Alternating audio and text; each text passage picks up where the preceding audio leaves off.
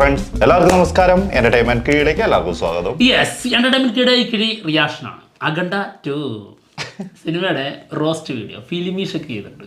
Okay, കാണാം. ഇനിയിപ്പോ അതായിട്ട് കുറയ്ക്കണ്ട, ഒരു കുറവ് വരുത്തണ്ട, കണ്ടേക്കാം. കിടക്കണേ, സാറ്റിസ്ഫാക്ഷൻ ഭയങ്കരമായിട്ട് തരണേ. അത് ആ ഒറ്റ ആഗ്രഹമുള്ളൂ, ആ ഒറ്റ പ്രാർത്ഥനയുള്ളൂ. അതിനകത്തൊന്നും ഒരു ഡൗട്ടും വേണ്ട, കിട്ടും. വിട്ടുവീഴ്ചല്ല, പിന്നെന്താ, ഫിലിമിഷക്കും കൂടിയല്ലേ. അതെ.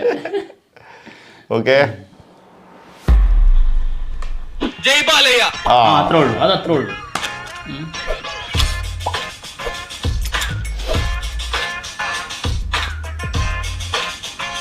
One more movie from the Balaverse. Yes guys, നമ്മുടെ ബാലയെ തകർത്താടിയ ഒരു സിനിമ. സാധാരണ അങ്ങനെ വരാറ്, ആളാ വരാറ്. അഖണ്ഡ 2. അപ്പൊ പടം തുടങ്ങുമ്പോൾ തന്നെ ഒരു നാട്ടിൽ 2 ബാലയെ ജനിക്കുന്നത് കാണിച്ചുകൊണ്ടാണ്.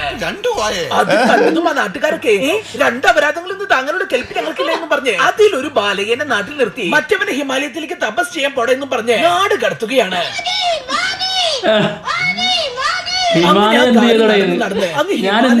നേത്ത് മൊത്തം അജ്മി പുട്ടുപൊടിയും ഇട്ട് തപസ് ചെയ്ത് ഐസായി മാറി ഹിമവൽ സ്വാമി ആവുകയാണ്.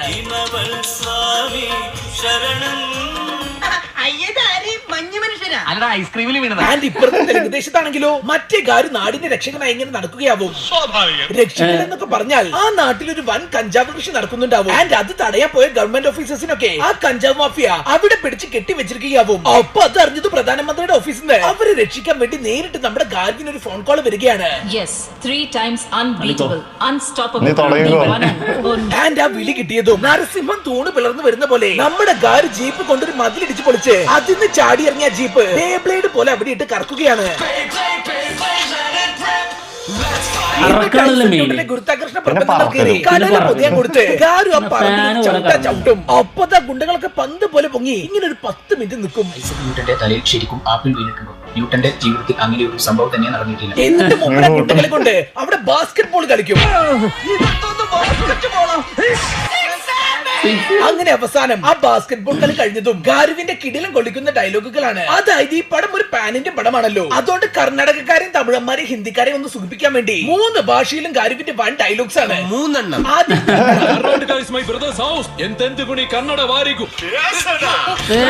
തമിഴ്.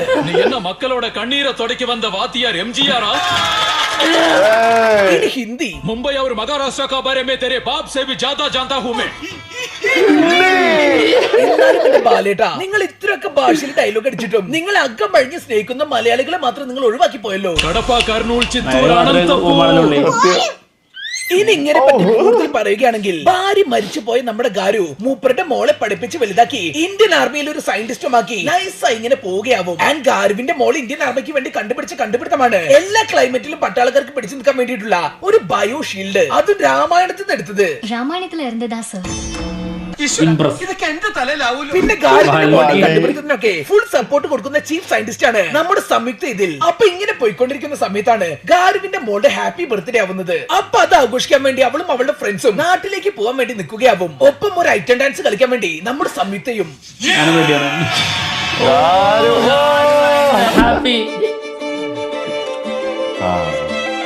അഭിനയിക്കല്ല, ജീവിക്കാണ് മനുഷ്യൻ. ഇതുപോലെ ഗാരു ജീവിച്ച മറ്റു മുഹൂർത്തങ്ങളും ഈ സിനിമയിലുണ്ട്. അതായത് ഇപ്പോൾ ഗാരുവിന്റെ മോള് നാട്ടിലേക്ക് വന്നിരിക്കുകയാണല്ലോ. അപ്പൊ ഡയറക്ടർ ഗാരുവിനോട് പറയും കുറെ നാളുകൾക്ക് ശേഷം മോളെ കാണുന്നതാണ്. അപ്പൊ ഒന്ന് ഷോക്കായി നിൽക്കാൻ വേണ്ടി അത് കേട്ടതും ഗാരു മരം വിഴുങ്ങിയ പോലെ ഇങ്ങനെ നിൽക്കും. ജസ്റ്റ് ഒന്ന് ഷോക്കായതാ. ഇതാണ് ഡയറക്ടർ എന്നൊക്കെ പറഞ്ഞാൽ അതേപോലെ അങ്ങ് ചെയ്യും. എന്നാൽ ഇവനെ സമ്മതിക്കണം. സോ ഗൈസ്, അങ്ങനെ തന്റെ മോളുടെ ബർത്ത്ഡേ നന്നായി ഒന്ന് ആഘോഷിക്കാൻ വേണ്ടി നമ്മുടെ ഗാരുവിന്റെ മോളുടെ ചീഫ് സംയുക്തയും കൂടി ഒരു ഐറ്റം ഡാൻസ് കളിക്കാൻ പോകും. തൊടനാട്ട് നിന്നാ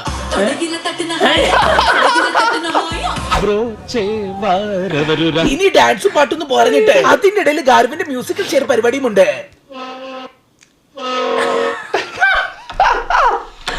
അതിനുശേഷം ഗാരുവിന്റെ നിറം മാറി നൃത്തം. അപ്പൊ ഇവരിങ്ങനെ പാട്ടും ഡാൻസും ഒക്കെ നൈസായി ഇങ്ങനെ പോയിക്കൊണ്ടിരിക്കുന്ന സമയത്താണ് അങ്ങ് ഇന്ത്യ ചൈനീസ് അതിർത്തിയിൽ അത് സംഭവിക്കുന്നത്. അതെന്താന്ന് വെച്ചാൽ ഒരു ചൈനീസ് പട്ടാള ജനറലിന്റെ മോനെ ഒരു ഇന്ത്യൻ പഞ്ചാബി പട്ടാളക്കാരൻ കൂമ്പിനിട്ട് ഇടിയിടിച്ച് പടമാക്കി കളയും. അതോടുകൂടി ആ ചൈനീസ് പട്ടാള ജനറലിന് തന്റെ മോനെ പടമാക്കിയ ഇന്ത്യയുടെ പുക കണ്ടേ അടങ്ങും എന്ന് പറഞ്ഞ് ഇന്ത്യയെ തീർക്കാനുള്ള ഐഡിയ ചോദിച്ച് ഇന്ത്യയെ തകർക്കാൻ വേണ്ടി റിസർച്ച് ചെയ്യുന്ന മൂപ്പരുടെ സീനിയർ ഓഫീസറിന്റെ അടുത്തേക്ക് പോവുകയാണ്. അപ്പൊ ഇന്ത്യയെ തകർക്കാനുള്ള റിസർച്ച് എന്നൊക്കെ കേൾക്കുമ്പോൾ നമ്മൾ എന്താ വിചാരിക്കുക, വല്ല പുതിയ മിസൈലും ആറ്റം ബോംബും ആയിട്ടാകുമെന്നല്ലേ? ബട്ട് അല്ല ഗൈസ്, അവൻ ചെയ്യുന്ന റിസർച്ച് ആണ് ഭഗവത്ഗീത ചൈനീസ് പരിഭാഷ പാരായണം.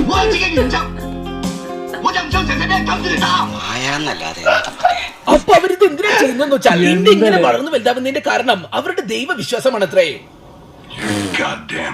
അപ്പൊ ഇന്ത്യയെ തകർക്കണമെങ്കിൽ അവരുടെ ദൈവവിശ്വാസം തകർക്കണം. സോ അങ്ങനെ ഇന്ത്യക്കാരുടെ ദൈവവിശ്വാസം തകർക്കാൻ വേണ്ടി ചൈനക്കാർ ഒരു നമ്പർ ഇറക്കുകയാണ്. അതെന്താന്ന് വെച്ചാൽ ആ ചൈനക്കാര് വില്ലന്മാര് നമ്മുടെ കുംഭമേള നടക്കുന്ന സമയത്ത് മുൻ ഇന്ത്യൻ മന്ത്രിയുടെ മക്കളായ റോൺസനെയും സൈറസിനെയും വെച്ച് നമ്മുടെ ഗംഗാ നദിയില് ഭക്തര് കുടിക്കുന്ന സമയത്ത് ഒരു വൈറസിനെ കൂടഴിച്ചു വിടും. അതോടുകൂടി ഇന്ത്യയിൽ മൊത്തം ആ വൈറസ് സ്പ്രെഡായ ആൾക്കാരൊക്കെ കിടപ്പിലാവുകയാണ്.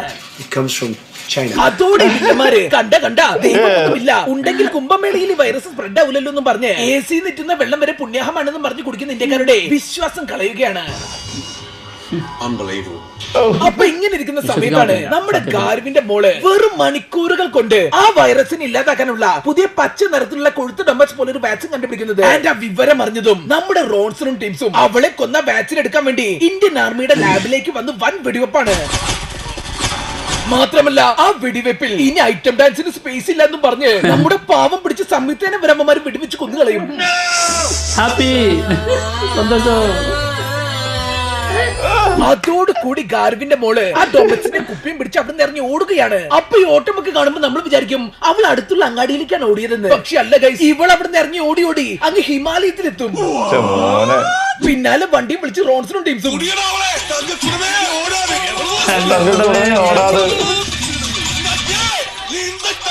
അങ്ങനെ റോൺസണും ടീംസും പിന്നാലെ ഓടി ഗാർവിന്റെ മോളെ ഹിമാലയത്തിൽ വെച്ച് പിടിക്കുകയാണ്. ആൻഡ് ആ കാര്യം തന്റെ ഉൾക്കാഴ്ചയിൽ കണ്ട ഹിമാലയത്തിൽ ഐസായിരിക്കുന്ന ഹിമവൽ സ്വാമി ആ ഐസ് മൊത്തം പൊട്ടിച്ച് കളഞ്ഞ് ഒരു ഉൽക്കേന്റെ മേലെ കയറി മോളൂട്ടിയെ രക്ഷിക്കാൻ വേണ്ടി ആ സ്ഥലത്തേക്ക് വരികയാണ്.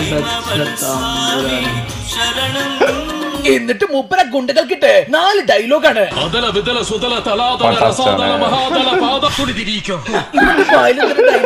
നിൽക്കുന്ന അപ്പുറത്തിയാടാൻ വേണ്ടിട്ട് അങ്ങനെ ഈ ഡയലോഗ് കഴിഞ്ഞതും തന്റെ അനിയന്റെ പോലെ കുറെ കാലത്തിന് ശേഷം കണ്ട സന്തോഷത്തിൽ ഈ അപ്പൂപ്പൻ അവിടെ നിൽക്കുന്ന ഒരു ഗുണ്ടേനെ തല കീഴെ കയ്യിലെടുത്ത് ഗാർവിന്റെ മോളെ ഒന്ന് ഒഴിഞ്ഞിടും.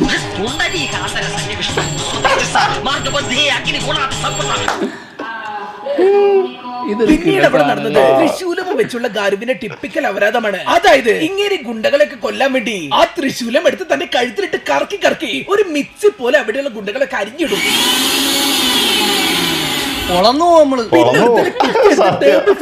കറക്കി കളിക്കും. അങ്ങനെ ഇതൊക്കെ കണ്ടതും വെടിവെച്ചിടുന്ന അപരാധത്തിന് എന്ന് പറഞ്ഞ് ആ ഗുണ്ടകളൊക്കെ നമ്മുടെ ഹിമവൽ സ്വാമിന്റെ ചറപ്പറ എന്ന് പറഞ്ഞ് വെടിവെക്കുകയാണ്. പക്ഷെ ആ ഉണ്ടകളുണ്ടോ സ്വാമിയുടെ മേത്ത് കൊള്ളുന്നു. മൂപ്പരുടെ തൃശൂലം കറക്കി ആ ഉണ്ടകളൊക്കെ തട്ടിക്കളയുകയാണ്. അവസാനം ആ വെടിവെച്ചവന്മാരുടെ തോക്ക് വരെ പിടിച്ച് വളച്ചു പിടിച്ചു കളയും.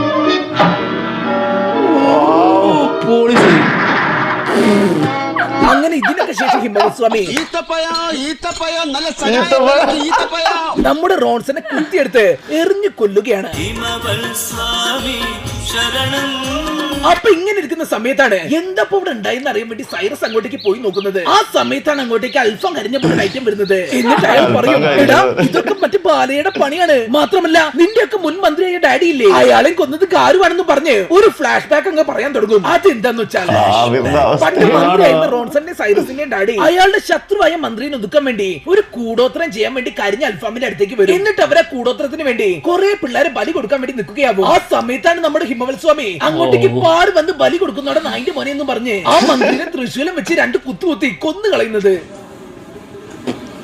അതിനുശേഷം അവിടെയുള്ള കുറച്ച് മന്ത്രവാദികളെ എടുത്ത് ഒരു കമ്പിയിൽ കുറച്ച് നേരം ഇങ്ങനെ ഇട്ട്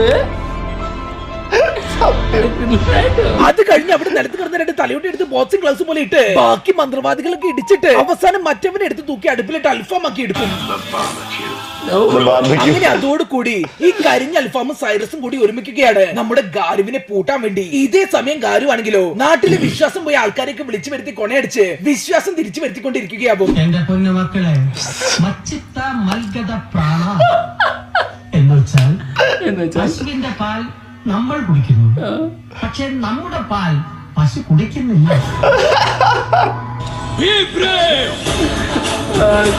അപ്പൊ ഇങ്ങനെ നിൽക്കുന്ന സമയത്താണ് ആ ഗാരുവിന്റെ മോളെ രക്ഷിച്ച് നാട്ടിലെത്തിക്കാൻ വേണ്ടി ഇന്ത്യൻ ആർമി ഒരു ഹെലികോപ്റ്റർ വിടുന്നത്. അത് കണ്ടതും മറ്റു വില്ലന്മാരുടെ ടീംസ് ആ ഹെലികോപ്റ്റർ ഒരു ബോംബിട്ട് തകർത്ത് കളയും.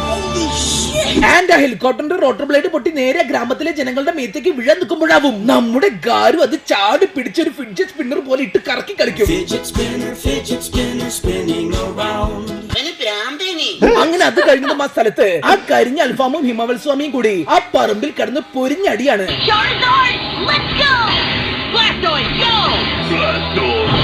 അവസാനം ഇതൊക്കെ കണ്ട് ഹനുമാൻ വരെ പ്രത്യക്ഷപ്പെടുകയാണ്. എന്നിട്ട് ഇതൊന്നും നിർത്തണമെന്നും പറഞ്ഞ് ഹനുമാന്റെ ഗത ഗാരുവിന് കൊടുക്കുകയാണ്. ഗാരു ആണെങ്കിലോ ആ ഗതയുടെ അൽഫാമിന്റെ പള്ളക്ക് കുത്തിക്കയറ്റി അവനെ എടുത്ത് നിലത്ത് അടിച്ച് പുറത്ത് മടിക്കും. എന്നിട്ട് മൂപ്പരുടെ ഹാർട്ട് ബീറ്റ് നോക്കി അവൻ ചത്തില്ലെന്ന് മനസ്സിലായതു പിന്നെയും അവനെ എടുത്ത് അടിച്ചിറക്കി കൊന്നുകളയും.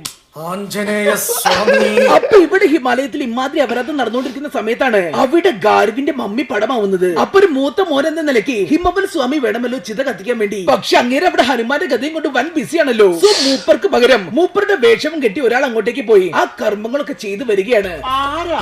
അത് മറ്റാരുമല്ല ഗൈസ്, ഉത്തരവാദിത്തങ്ങൾ ചെയ്ത് തീർക്കണം. എടാ നിനക്കൊക്കെ ശിവകോപം കിട്ടുമടാ ഇങ്ങനെ ഓരോന്ന് പടച്ചു വിട്ടാൽ. ആൻഡ് അത് കഴിഞ്ഞതും അങ്ങ് ഹിമാലയത്തിൽ ഹിമവൽ സ്വാമിയെ ഗാരുവിന്റെ മോളെയും ബാച്ചിനെ പട്ടാളത്തിന് ഏൽപ്പിച്ച് നിങ്ങൾ പോയി വാക്സിൻ ഉണ്ടാക്കി നാട്ടുകാരെ രക്ഷിക്കാൻ നോക്ക്, ഞാൻ ഒറ്റയ്ക്ക് പോയി ചൈനക്കാരോട് യുദ്ധം ചെയ്തോളാം എന്ന് പറയുകയാണ്. എന്നിട്ട് മൂപ്പറൊരു പാറ്റ ടാങ്കും എടുത്ത് നേരെ ചൈനീസ് മിലിറ്ററി ക്യാമ്പിലേക്ക് പോയി 4 വെടി വെച്ച് പുറത്തിറങ്ങി വട എന്ന് പറഞ്ഞ് വൻ ഡയലോഗാണ്. ഞങ്ങളുടെ രാമായണത്തിൽ നിന്നാണ് നിങ്ങൾ ടെക്നോളജി ഒക്കെ കണ്ടുപിടിച്ചെന്നും പറഞ്ഞ്. ഏതൊരു സാങ്കേതിക വിദ്യയും ഞങ്ങളുടെ ദൈവത്തിന്റെ വേദജ്ഞാനത്തിൽ നിന്നും പിറവിയെടുത്തതാണെന്ന് അറിയില്ലേ? സമുദ്രത്തിന് കുറുകെ പാലം കെട്ടിയ ചരിത്രം ഭാരതീയർക്ക് സ്വന്തമെന്നറിയില്ലേ? അത് കഴിഞ്ഞതും അവിടെ 1000 ചൈനീസ് പട്ടാളക്കാരുടെ ഒത്ത നടുക്ക് നിന്ന് നമ്മുടെ ഗാരുവിന്റെ അഴിഞ്ഞാട്ടമാണ്.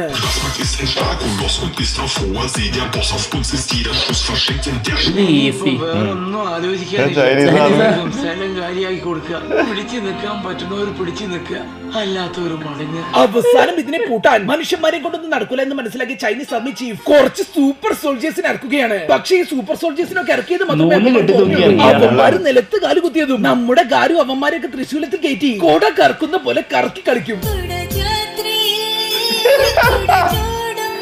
അതിനുശേഷം ഗാരു സ്പ്ലിറ്റായി വന്ന് 5 അപരാധം കാണിക്കുകയാണ്. അതായത് 5 ഗാരുവിന്റെ അപരാധം.